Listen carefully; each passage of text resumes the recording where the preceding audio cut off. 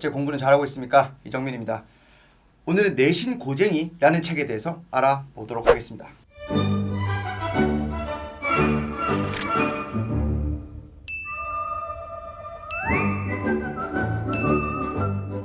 이 책은 중급 문제서고요. 맨 앞에 보면은 개념 정리 이렇게 적혀 있는데 이건 그냥 말 그대로 참고용으로 되어 있는 거고요.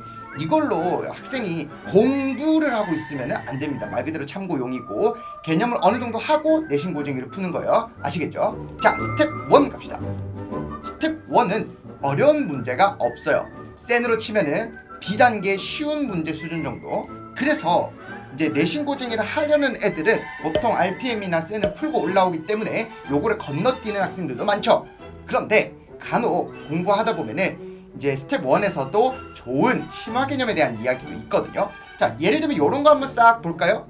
애들 입장에서 이건 뭐 당연한 거 아니야? 이렇게 생각할 수도 있어요.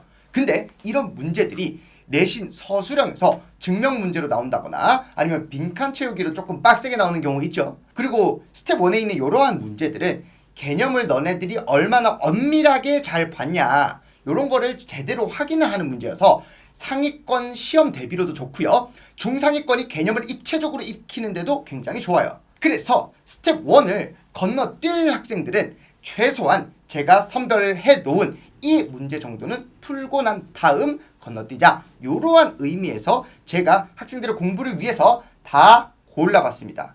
자, 이렇게 쫙 보시면 됩니다.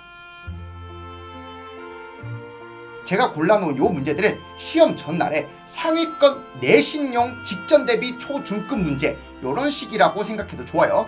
오해하면 안 되는 게 대표 유형이랑은 다른 문제입니다. 적어도 요 정도는 풀고 스텝 2로 넘어가세요.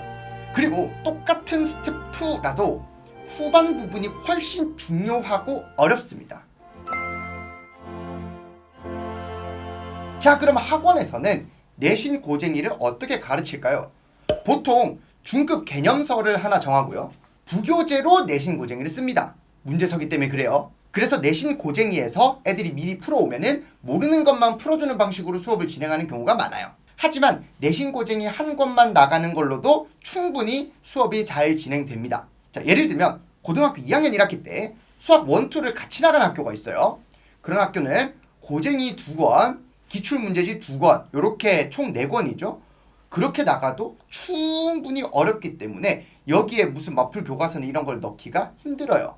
그런 경우에 고쟁이로만 나가기도 합니다. 실제 제가 가르치는 내신 고쟁이로 수업하는 총 9주짜리 요 계획표 중에 앞부분 한 달에 해당하는 학원 계획표를 첨부해 드릴게요.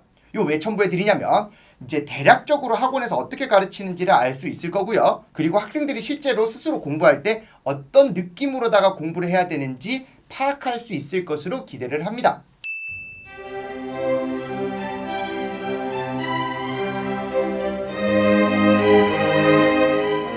자, 그러면 부모님 입장에서 학생들이 내신 고쟁이를 잘 공부했는지 좀 확인하고 싶잖아요. 그렇기 때문에 제가 3가지 영역으로 나눠서 우리 애가 내신 고쟁이 공부를 제대로 했는지 안 했는지 말씀을 드리겠습니다.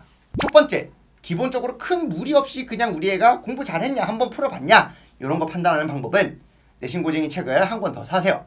그리고는 요 빈출 문제 여기 말하는 거예요. 빈출이라고 적혀있는 문제들만 골라가지고 다시 풀어봅니다. 보통 중단원 한 개에 10문제에서 한 15문제 정도가 빈출이라고 적혀있고 요 문제는 굉장히 중요한 문제예요. 자, 몇 문제 정도 되고 어떻게 되는지 한번 쭉 볼게요.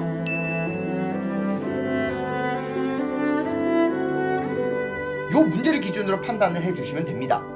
자, 일반적으로 제가 애들한테 요 문제들만 딱 모아가지고 다시 풀어봐라 이렇게 이야기를 하는데 이러한 경우에는 학군지에 있는 일반고 요 내신 1등급권 학생들은 이제 평균 요렇게 풀어서 정답률은 요렇게 나오고요. 요거는 제가 데이터화 한 거기 때문에 어느 정도 신뢰하셔도 괜찮습니다. 자, 요게 딱 한 2-3시간 정도 걸리는 시험이고 각 과목별로 이 전체 전 영역을 다 측정할 수 있기 때문에 써먹으면 굉장히 좋습니다.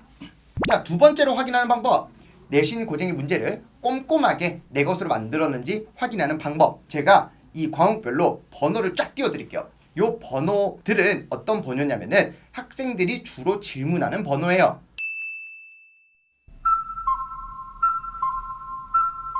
저는 학생들이 질문을 하면은 대략적으로 다 적어놓기 때문에 스텝 2에서 학생들이 주로 묻는 번호만 추출했습니다.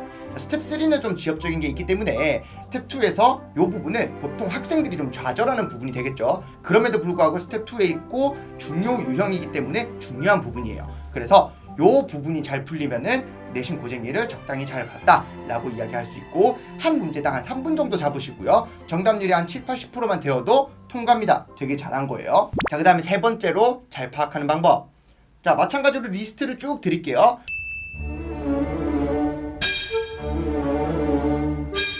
자, 스텝 3는 교과 과정에서 살짝 이렇게 걸쳐있는 문제들도 있고 다소 조금 지엽적인 문제들도 있어요. 그래서 요거를 풀지 못해도 상관은 없는데, 내신 고쟁이가 학교 부교재라면은 학교 시험에서 이 정도로 나와도 충분히 풀 수 있을 정도로 이렇게 열심히 꼼꼼하게 봐야 된다, 이런 거예요.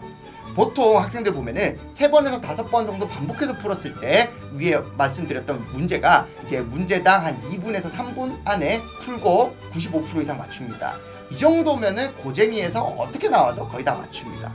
자, 그러면 오늘 고쟁이를 어떻게 배워야 되고 문제 구성은 어떻게 되고 이런 부분에 대해서 말씀을 드렸는데요. 내신 고쟁이로 열심히 공부하시고 그러면 다음에 뵙겠습니다. 수고하셨습니다.